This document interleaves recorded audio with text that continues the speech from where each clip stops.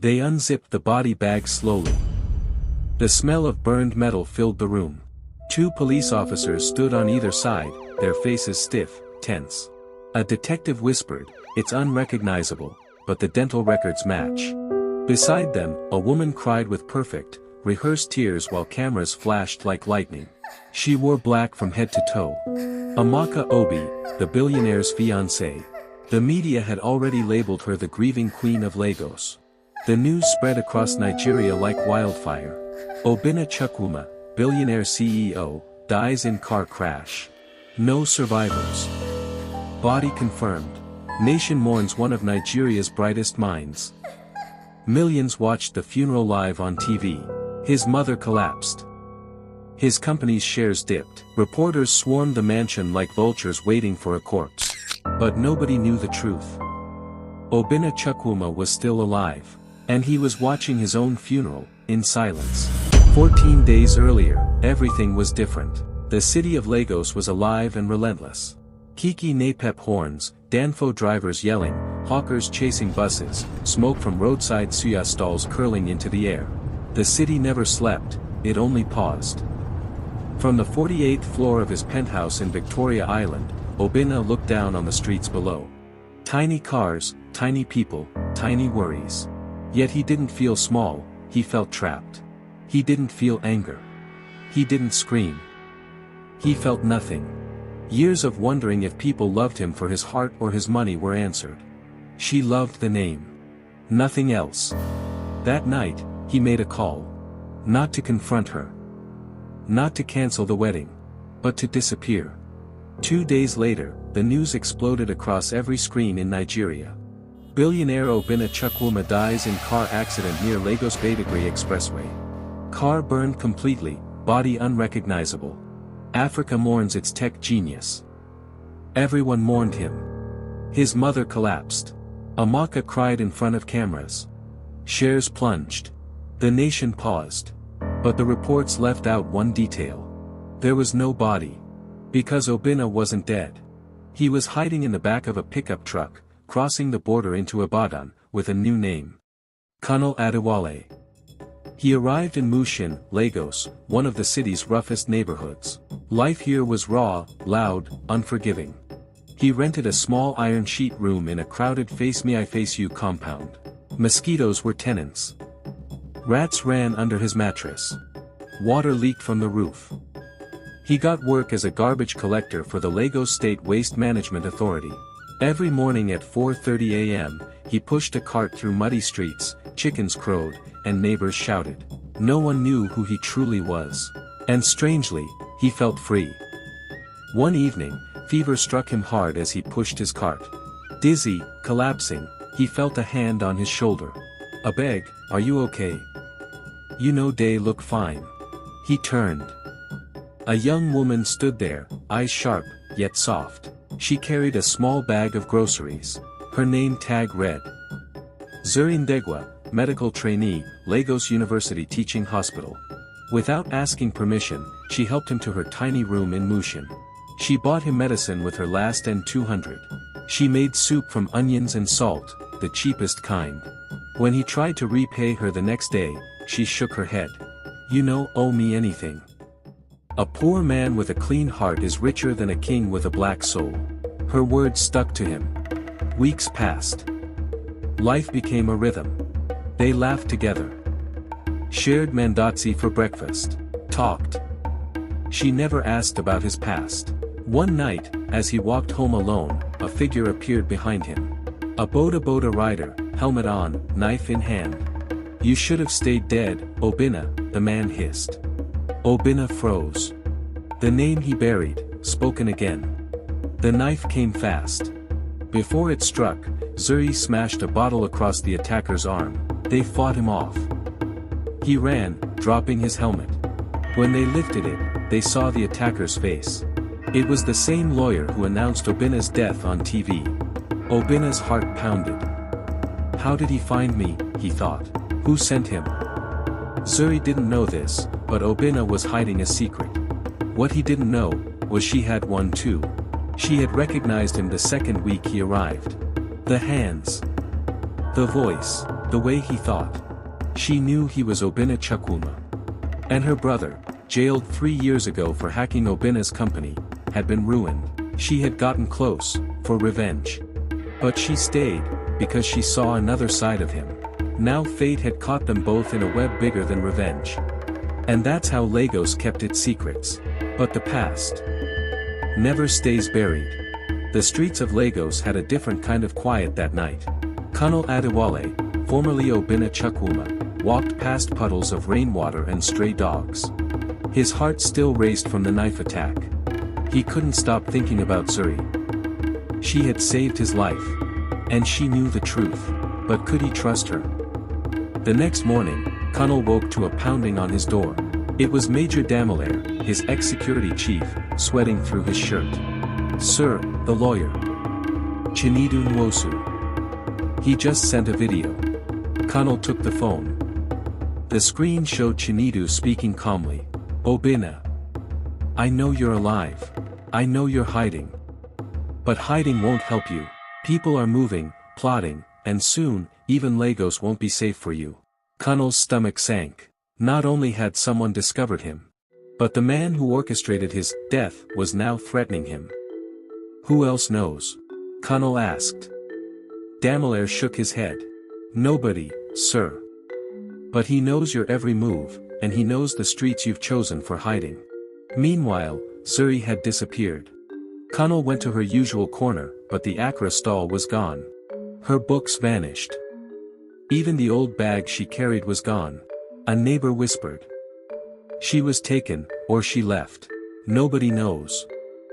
Fear tightened around Colonel's chest. Zuri was the first real connection he'd felt in years. And now, she was gone. Colonel knew he had to act. He remembered how Chinedu had moved during the knife attack. Not just anyone could hire a man like that. He returned to Mushin that night, watching rooftops, listening for movement. Then he saw a shadow, a man crouched behind a wall. Before Colonel could react, the man darted and disappeared. But he had dropped a phone. Colonel picked it up. The screen lit up. A video played. Zuri. Tied to a chair, bruised, her lips trembling. "Obinna, help me, please." Colonel's blood ran cold.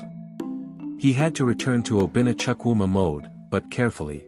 He couldn't reveal his identity publicly, yet he needed resources.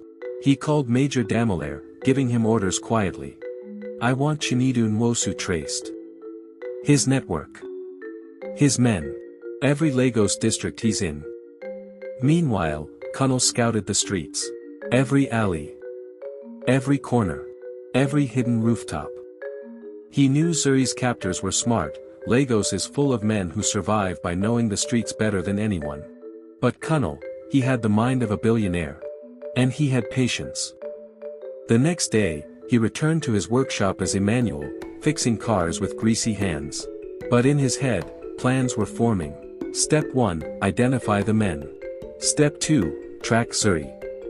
Step 3, end Chinedu Nwosu. Step 4, protect Zuri. That evening, Colonel got his first break. A street informant whispered. "Boss. I saw a white van with Lagos plates heading toward Aja. 2 men guarding a girl, she had braids like the one-way day at Mushin.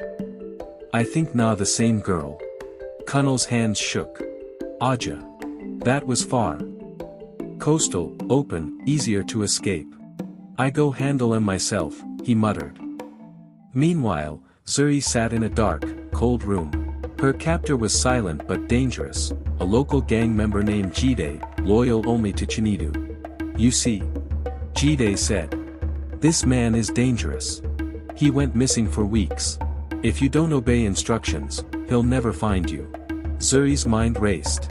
She knew she had underestimated Obinna. She had thought him just a poor man. Now she realized he was a genius hiding in plain sight. And she hated it, and respected it, all at the same time.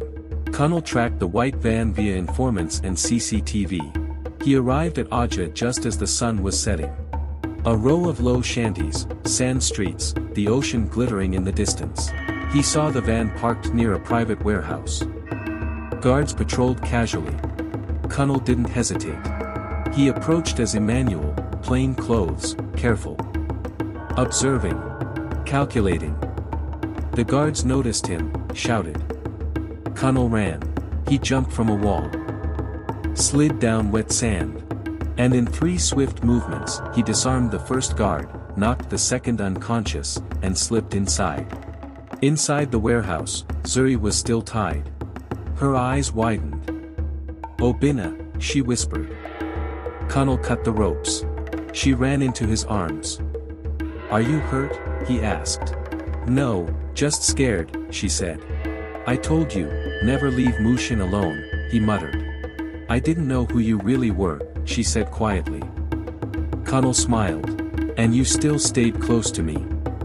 That's why you're the only person I care about in this city, the only person I trust. Zuri looked away. But your life, it's dangerous. They'll come after us. Connell nodded. I know. But we're not running anymore. Not now. Back in Lagos, Chinedu Nwosu watched the news. Obina's disappearance is trending. The billionaire thought dead, now alive, rescuing a girl in Aja. He smirked. So he is alive, and thinks he can play hero. Lagos will remind him why billionaires die for a reason. Connell and Zuri returned to Mushin under cover of night. He didn't tell anyone who he truly was. He didn't need to. For the first time, he realized. The real wealth he wanted wasn't in banks. It was in trust, in connection, in love. And Zuri, the girl who had saved him as much as he had saved her, was his first true wealth. But Lagos had other plans. Because in Nigeria, secrets never stay buried. And enemies never forget a debt. The Lagos night was thick, humid, and heavy with the smell of wet asphalt and grilled suya. Streetlights flickered along the Ajij Expressway, reflecting in puddles left by the afternoon rain. Somewhere in the city, life continued. Hawkers chased buses, motorcyclists weaved dangerously through traffic, and the sound of distant police sirens was just background noise. But for Connell Adewale, formerly Obina Chukwuma, the night was deafening. He sat on a cracked concrete wall overlooking the narrow alley, thinking, planning, calculating. The weight of the last 2 weeks pressed down on him like the humidity itself. He had rescued Zuri Degla, the girl who had unknowingly become the anchor to his humanity, from the clutches of Chinedu Nwosu's gang. He had returned her safely to Mushin, hidden her, and now they were both targets. And yet, something was stirring in the shadows. The enemy closes in. At a dimly lit office in Victoria Island, Chinedu Nwosu sat behind a mahogany desk, scrolling through surveillance footage. He didn't flinch as he watched Connell move through Lagos streets like a ghost. Interesting, he muttered. He thinks he can outsmart me. He thinks he can hide from the city. But Lagos is mine as much as it is his. And I always win. A young man, lean and sharp-eyed, stepped forward. Sir, the girl. Zuri. What now? See. Chinedu smiled coldly. She's big. And soon, she'll be the key to bringing the billionaire back to me. Permanent. Back in Mushin, Connell's phone vibrated. It was Major Damilaire Adebayo. Sir, multiple sightings. Chinedu's men are coordinating. They've got the pier near Aja, the warehouse near Lekki, and even the markets of Oshodi. Connell ran a hand through his hair. His double life, the one he had fought to maintain, was now under siege. Prepare the safe routes. I'll move Zuri tonight. We can't stay in Mushin. It's no longer safe. Zuri watched him quietly, her arms folded. She had begun to notice the subtle changes in Connell, the way he planned, the way he analyzed. She also knew he wasn't just a poor man who had appeared in Mushin. Connell, are you really who you say you are? She asked softly. He hesitated, but the weight of truth demanded honesty. Zuri. I wasn't poor before. I'm not just Emmanuel Adewale. I'm Obina Chukwuma. I'm a billionaire. And this city, this life, it isn't safe for me. Or for you. Her eyes widened. Shock. Betrayal. And something else, curiosity. Then, why? Why hide? Why put yourself through all this?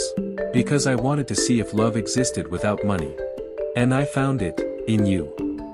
Zuri's face softened, but the moment was broken by the distant roar of engines. Connell and Zuri moved through hidden streets, avoiding major roads. But the city is alive. It whispers. It watches. By the time they reached a narrow pier near Aja, the white van from before reappeared, headlights slicing through the darkness. "They found us," Connell muttered. From the van, masked men emerged. Guns.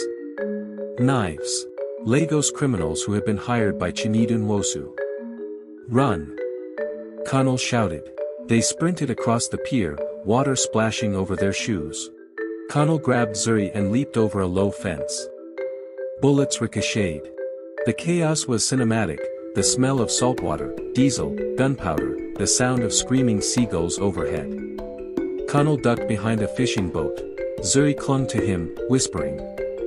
"How do you know what to do?" "Because I've survived worse than this," he muttered, eyes scanning for exits. A stray bullet grazed his shoulder. Pain exploded. But he didn't falter. He grabbed a plank and swung it at a man charging toward them.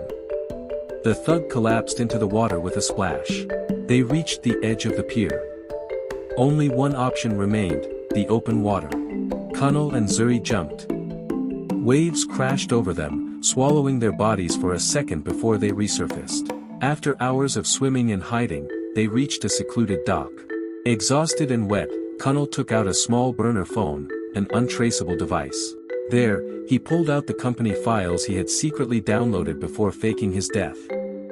He discovered something shocking. Chinedu Nwosu had planted fake contracts, siphoning millions. Someone inside Adideo Holdings had betrayed him. And then it hit him, Amaka's fingerprints were all over the embezzlement scheme. Everything he thought he had left behind, his empire, his trust, his family, was now poisoned. Connell and Zuri moved carefully, pretending to be street traders. But Chinedu's men had set up traps. At Mile 12 Market, a dense, chaotic hub of Lagos commerce, the ambush came. Men with machetes and guns cornered them. Connell fought with precision, his billionaire mind predicting each strike. Zuri, resourceful and brave, used crates and baskets to her advantage, blocking attackers, swinging back. By the end of the fight, several attackers lay unconscious or fled. But Connell knew it was only a temporary victory. "They'll come back," he said, panting. "Then we fight," Zuri said. And for the first time, Connell realized, he wasn't just fighting for survival. He was fighting for love. Connell and Zuri returned to the Lekki safe house. Major Billionaire is waiting with files, financial records, blueprints, surveillance notes. "Sir, there's someone else. Someone even closer than Amaka. She's working with Chinedu and watching every move in your company. She knows everything about you." Connell's heart raced. "Who?" Billionaire handed over a phone. A video played. Amaka Obi. Smiling. "Welcome back, Obina. Lagos missed you." The line went dead. Connell clenched his fists. "Then it begins, again." Zuri placed her hand on his shoulder. "Together? Together," he said. And somewhere in the shadows, Lagos whispered. "The city never forgets. And neither do the people it loves to destroy." What do you think was the moral of the story?